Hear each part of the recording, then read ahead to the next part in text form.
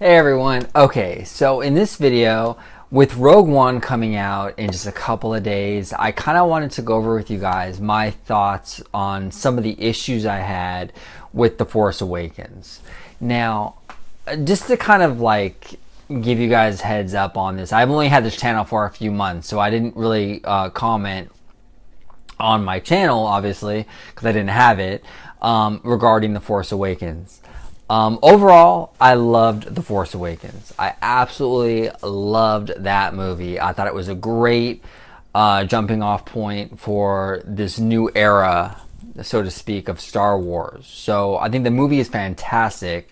But there were a few issues in regards to this movie that I had that, you know, I really wanted to kind of go over with you guys. I felt like I wanted to address it because I want to hear your opinion on these things that I'm going to address in regards to The Force Awakens. So that's why that's why I made this video. I didn't want to be like just super negative, but I wanted to bring this up because I want to hear your input on it as well. Okay, so one of my biggest issues is actually, and this might be very unpopular, one of my biggest issues with The Force Awakens is actually a line that a lot of people love. A lot of people love, Chewy, we're home.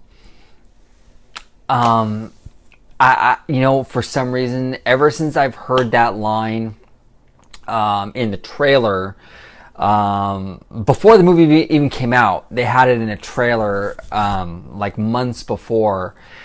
I hated the line. I'm not even gonna lie to you guys. I hated the Chewy we're home, and I'll tell you why. Okay, I have a reason for it. I feel like it was fan service. I feel like it was like too on the nose, and too much fan service. Okay.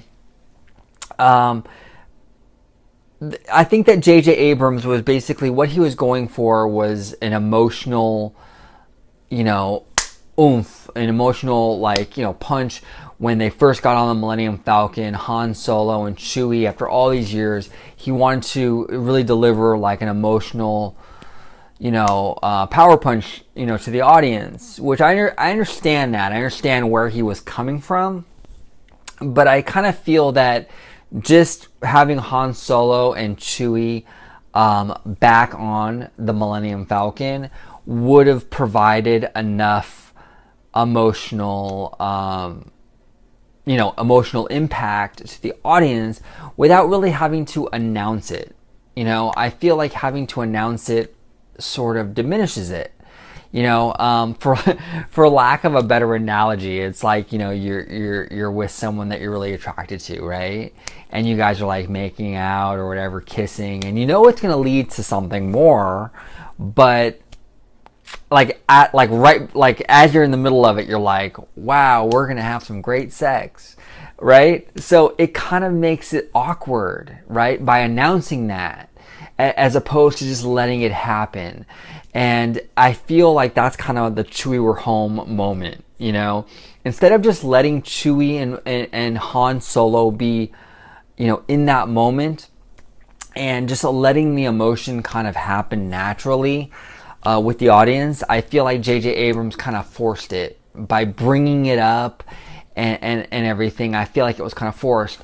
Aside from that, I feel the line was delivered really poorly by Harrison Ford. I love Harrison Ford. He's a legend, okay? I mean, he's a legend. I mean, he's iconic. But I feel like the line was delivered very poorly. It sounds very, in my opinion, just my opinion, I feel like it came off very corny. I felt like it was so much fan service that I almost felt like he was breaking the fourth wall. And what the fourth wall is, for those of you who aren't familiar with it, is basically when in a movie, when an actor turns to the camera and talks to the audience directly. Okay, that's almost kind of how I felt with the Han Solo Chewie we're home. I almost felt like he was talking to the audience more so than saying something to Chewie. It felt like something that like he was trying to I don't know, to a message he was trying to send to the audience more than the actual like advancement of the story or an actual conversation with Chewbacca. I felt it came off very contrived, very just way too on the nose. So that's my thoughts on Chewy We're Home. I know it's probably I'm definitely probably in the minority. I'm sure people are in the comment section talking about how wrong I am. I just, for some reason, that line really did not resonate with me at all. And I felt like it really took me out of the movie a little bit. So that's my thoughts on that. That was one of my biggest issues, actually. I know it's minor, not a huge deal, but that was one of my biggest issues with Force Awakens. Issue number 2. And this is kind of like a behind the scenes issue more than anything. So Disney and J.J. Abrams decided they were going to hire the group of guys that did all these crazy martial art moves in this movie called The Raid. Okay, now if you've ever seen The Raid, they do these crazy moves like this, like I don't know what kind of martial. I think it's like Muay Thai or something. I don't know. Okay, but they do these crazy martial arts moves. Really talented guys. Really talented guys. So when I heard that JJ, hired these guys from The Raid, I was expecting, oh my God, these guys are going to be like Knights of Ren, or they're going to be some crazy Jedi. They're going to do all these crazy moves. It's going to be pretty awesome. It's going to be pretty cool. Well, actually, that's not exactly how it turned out. Okay.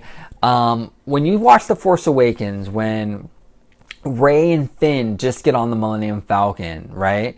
You probably remember this part where Han is like arguing with these like different clans in the Millennium Falcon about like kind of like gypping them over like money. The group of like Asian guys, that's the group from The Raid. Okay, they didn't do anything in The Force Awakens other than stand in a hallway and argue with Han Solo. When those roly-poly monster things came in, right, they all ran, they all scattered. You didn't see them again. What a waste of talent. What a waste of talent. You have these guys, these martial art these geniuses, and you use them for that? Like there was no fighting, nothing. I honestly, when I heard that the guys from The Raid were in The Force Awakens, I was so excited. And then when I saw how they were implemented in the movie, I was super disappointed. Super disappointed. So a lot of you probably didn't even know that. A lot of you probably didn't know that these guys were from The Raid, and they were martial artists that did all these crazy moves in other movies and whatnot. But they were. And when I heard that they were going to be in the movie, I really had high hopes, really high expectations for them. When it turns out they just stood in a hallway and argued with Han Solo and ran, super let down. That for me, that was a big letdown. Okay, so that was number 2. The third big issue for me for The Force Awakens, my third biggest complaint, was with Gwendoline Christie. And nothing to do with her. I think she's fantastic. And actually, that's my problem. As J.J. Abrams again hires this actress, Gwendoline Christie, amazing woman, super talented. She's in Game of Thrones, awesome woman, and she's in the movie for probably about 5 or 10 minutes as Captain Phasma, and she's all covered up. She probably has like 2 or 3 lines total, and that's it. And that's it. You hire Gwendoline Christie from Game of Thrones. You don't show her at all. She has like 2 lines or 3 lines or whatever it is in the movie. She's got like no fighting scenes. You know what? To me, that's completely. I don't know. I have no idea the rationale behind that at all.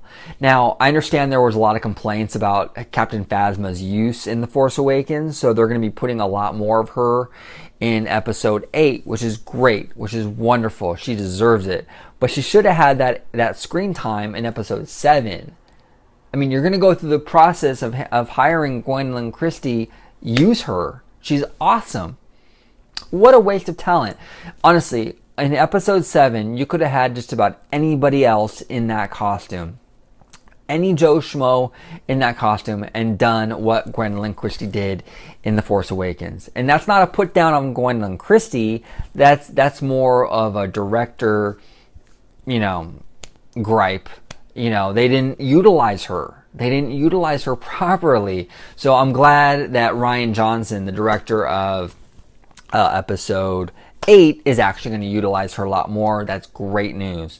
So those are my 3 gripes with The Force Awakens. Other than that, I love the movie. I love Kylo Ren. I love BB-8. I love Rey. I love Finn. I love the whole movie. The movie was fantastic. I adore The Force Awakens.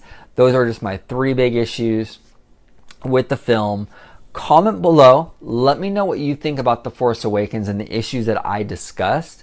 Let me know what you think. Is the Chewy We're Home thing, is that something that you guys liked? Or do you kind of agree with me that it was kind of corny and that he was like talking to us more than like Chewy? I don't know. I felt like it was kind of weird. And the other 2 issues I discussed in regards to the guys from the raid and Gwendoline Christie. Let me know what you think. Again, I appreciate all you guys' support. Like, subscribe to my channel if you're into Disney and Star Wars and Disneyland and all the different parks. Subscribe to my channel because I do videos constantly on this stuff. So thank you so much for watching. I really do appreciate it, and may the Force be with you. Bye-bye.